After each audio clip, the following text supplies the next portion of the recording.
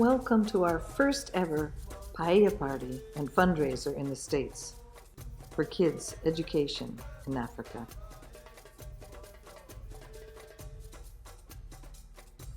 Cold Spring Farm proved to be the perfect place to set up an art auction with artwork from artists in the US and across the seas who donated their work so that we could raise funds for education and health in Zambia. We even had artwork from South Africa, and we had volunteers at the check-in counter and helping out everywhere.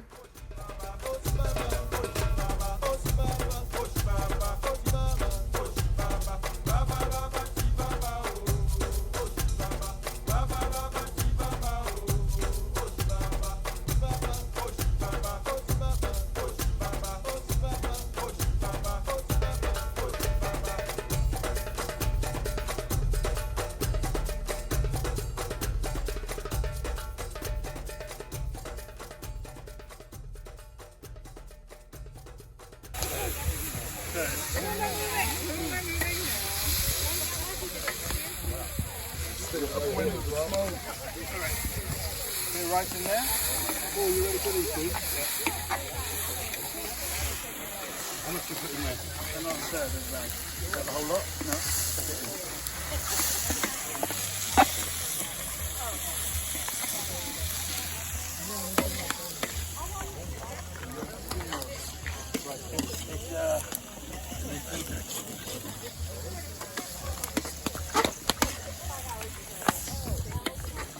Nos vamos a necesitar un poco de agua. ¿Cuánto tiempo lleva? ¿Lo has mirado? Es que los motos.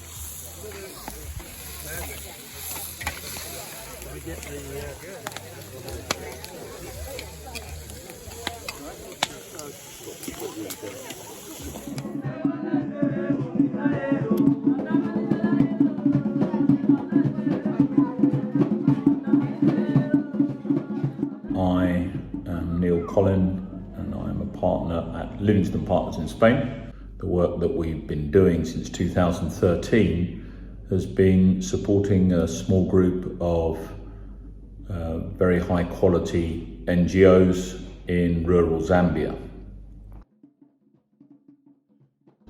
Rural Zambia really can use our help.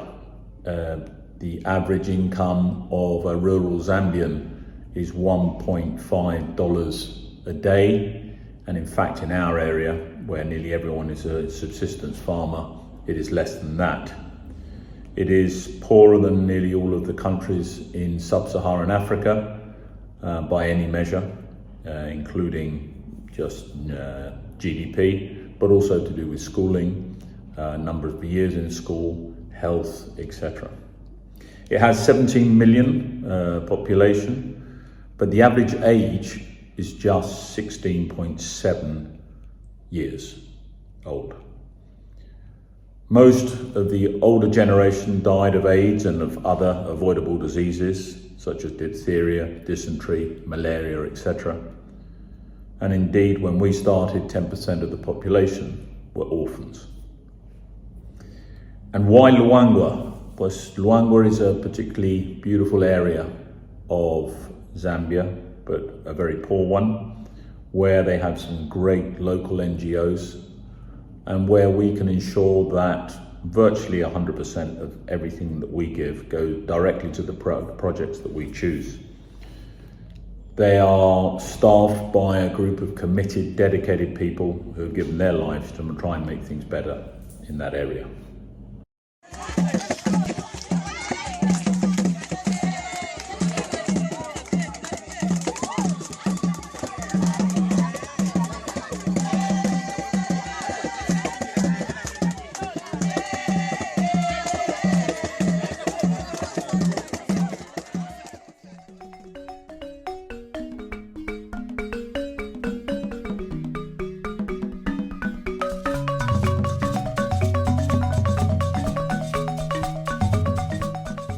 My name is Ree Gillett from Livingstone Foundation, and I would like to give you some visuals to support what Neil just spoke about in his presentation.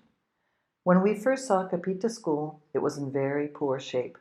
What we thought was a tool shed at the back of the school was a poorly lit classroom with almost 40 students. With financing from Livingstone Partners, Kapita School was rebuilt, and we have been supporting education in the area ever since. The river is the villager's source of water during the rainy season for cooking and washing. But when the dry season comes, the women and children must walk further and further to find water, usually digging their own water holes and putting themselves in danger of attacks from crocodiles and other wild animals.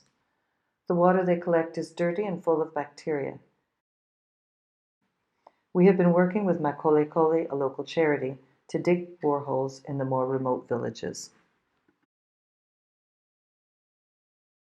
David Sherman is the secretary at the Livingstone Foundation in the USA. He visited Kapita School in 2018 and met Mr. Gilbert Mwale, the head of school. He was very impressed by the Education Math Support Program, which he saw in action. Dixon on the left is one of the Education coaches, and he went on to study at university. David and Ed helped him by sponsoring his studies through university. Kapita has a meal program for the children. These are the mothers preparing a nutritious porridge. Once our school was up and running, Mary's Meals, another amazing charity, set up a food program. They provide meals at schools such as ours for over 2 million children a day around the world. David was shocked to see that there was no furniture in some of the classrooms. 60 children and not a place to sit or work except the mats on the floor. So one of our goals was to raise funds for furniture. And when recess came, David joined the kids in a game of football. Lorna Schaefer is our treasurer for Livingstone Foundation for Africa in the States. April 2022 was her first trip to Africa, and she was overwhelmed by the wildlife she saw in the South Luangwa National Park. We started our trip in Lusaka, where we had a chance to meet Joe Pope, who founded Project Luangwa in the 1980s. We also met with the team that manages the Education Math Support Program.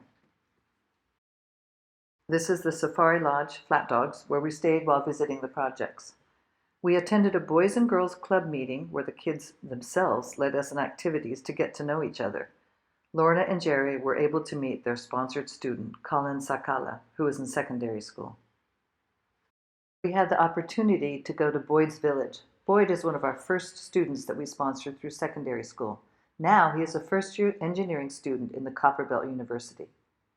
As classes had been canceled, he came back to his village to be able to visit his grandmother and meet up with us. He introduced Neil and Ree to his grandmother. And finally, a chance to visit Kapita School.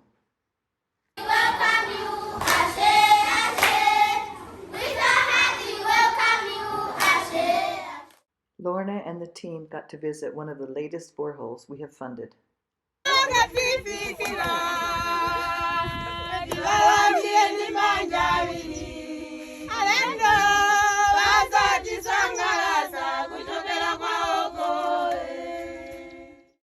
Darge Gillett, our vice president, wrapped up the presentations with a big thank you to all those who had participated and made wonderful donations to our cause.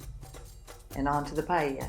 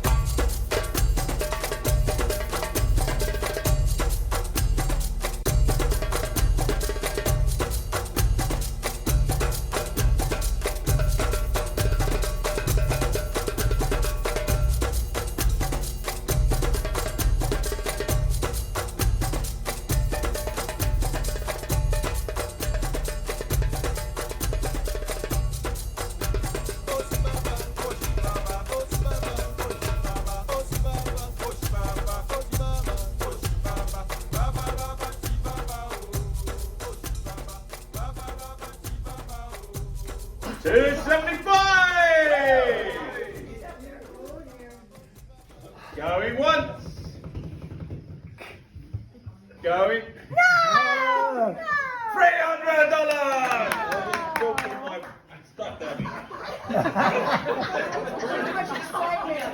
$300! She's bidding me up. Yeah. Going once! He wants it. Going... 325! 325! If you want it, you're gonna have to pay for it. Aren't you gonna be pissed at me if you win it now? No. She just doesn't want to get kicked out of the barn, Neil. That's Now, 325. Going once. 350. Yay! Going once. Going twice. Sold to a lady at